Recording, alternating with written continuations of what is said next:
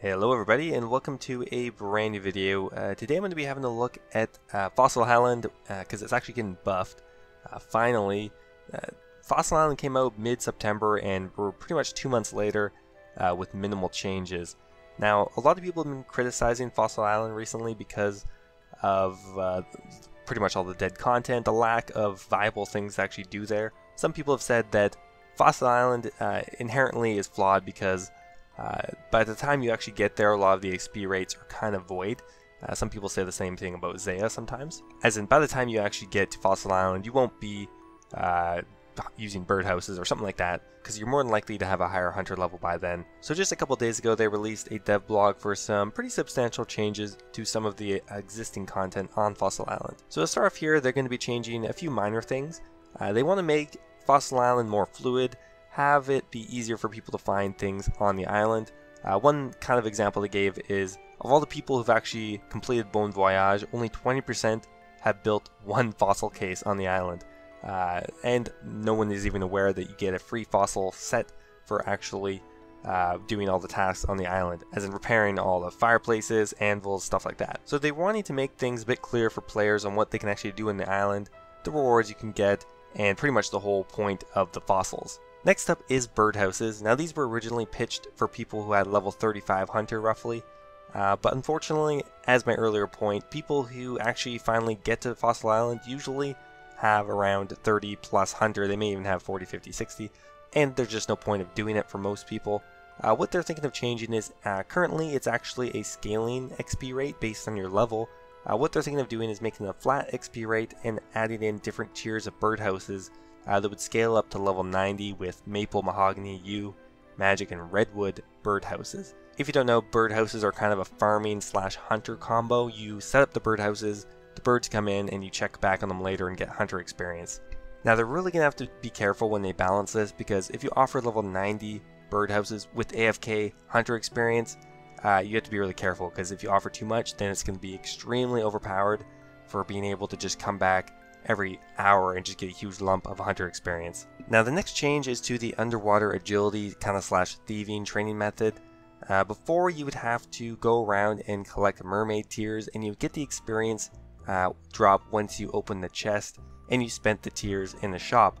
Now what they're thinking of changing is, so you don't actually get experience when you get the chest. You're going to get experience from these new tiers that you'll bring back to the shop and spend them on experience. So the new item they're offering is called the Glistening Mermaids tier. Now you still can use it the original way and put it into both agility and thieving. You're going to get 196 agility experience and 718 thieving if you're 99. However, now if you would like, you can put all of the experience into agility or all of the experience into thieving. The agility experience per hour at max would be about 76k at level 99.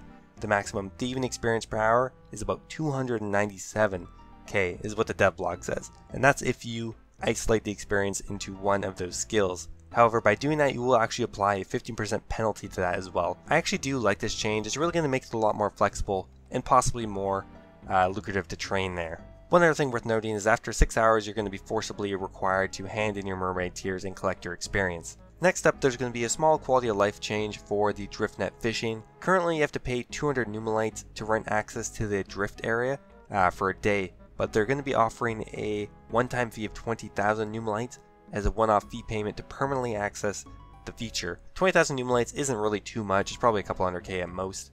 Also, they're going to be adding in a mermaid that's going to act a little bit like a tool leprechaun. She'll be able to hold onto your drift nets, and you'll also be able to bank your fish in exchange for numelites as well. Also giving numelite a little bit more of a purpose, because currently there's literally no reason to pick them up, and that's why they're pretty much worthless. Next up is a small buff to the Sulliuscep tree. A couple weeks ago, they actually already buffed it by 40%, so the experience rate is actually pretty good. However, there's a couple annoyances there that they're going to be changing.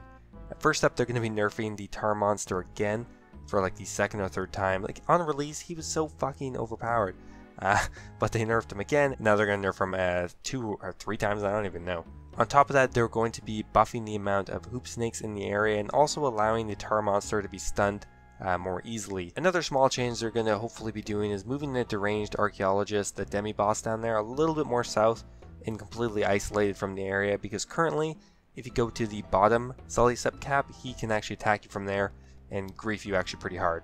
Next up is going to be changes to hardwood farming and seaweed farming. Now I've been paraphrasing a lot of the updates here, but I'm going to read this one off directly just because I think it's funny. Hardwood farming is in a nice spot right now. The main niggle is the inconsistency of their growth due to the oddities of farming timer. What the fuck does niggle mean? So essentially they're going to be rewriting the farming timer system to make hardwood trees grow at a more consistent rate. On top of that, they're going to be fixing a bug with seaweed farming where you're not getting the proper amount of experience because it's assuming that you're only using 2 soda ashes. Finally, a change to wyverns. I went and did a bit of a wyvern test the other day, and I still thought they were kind of too strong for how mediocre their drops are. I mean, sometimes you get lucky, but for the most part, there's a ton of crap on their drop tables. First up, they're going to be nerfing the regular fossil wyvern's defense from 120 to 90. So reduced by 30, and the ancient wyverns they're going to be reducing from 220 to 150, so a 70 defense reduction, which is actually very substantial. They're almost nerfing ancient wyverns to what fossil wyverns are, and they're nerfing fossil wyverns to what skeletal wyverns are, which I think is good. It'll make them a little more viable, and I'm maybe going to go try kill them on a task and see if I can notice a difference, assuming this change goes through. They're also going to add an option to be able to block Fossil Island tasks for a fee of 80 points. So next up, a change to possibly the most dead content on Fossil Island, and that is the Mycelium Pool. I've never ever tried this before and didn't even know about it until someone mentioned it a couple weeks ago. It's really a pointless way to sacrifice fossils. Currently you're getting really minimal experience. What they're going to be changing is making the additives you need to put in with the fossil easier. It's going to be now 1 calcite and 1 pyrophosphate to add to the machine. On the top of that, they're increasing the XP rates 5-fold, so times 5. Small fossil is going to give you 500 per experience. A medium one's going to give you 1,000. A large one's going to give you 1,500. And a rare fossil will give you 2,500. I don't think this is worth it still by far, but if you filled out the museum, it is something to use your fossils on, so at that point it might be worth it. Now the last certain change is going to be to volcanic ash. They are pulling it to be added to the volcanic mine shop. It would be 40 points for 1 volcanic ash. I don't see why not. Something else to spend your points on. Currently volcanic ash is a lot cheaper now anyway. Now last up is something that they're not going to be changing now, but proposing for the future. Currently, there is no point of getting kudos or fossils after you have unlocked the volcanic mine, beyond getting the XP lamps. What they are hopefully going to be adding is a demi-boss to the bottom floor of the museum. They say it's going to be similar to Skatizo, however they don't elaborate on that at all. Could be almost anything. I think this would be cool. I think it would be awesome if you fought a giant fossilized rhinoceros or something, or some fossil that somehow came to life in the basement. You assemble a fossil incorrectly or something and it just comes to life, or you assemble a magic fossil and it comes and fucks you.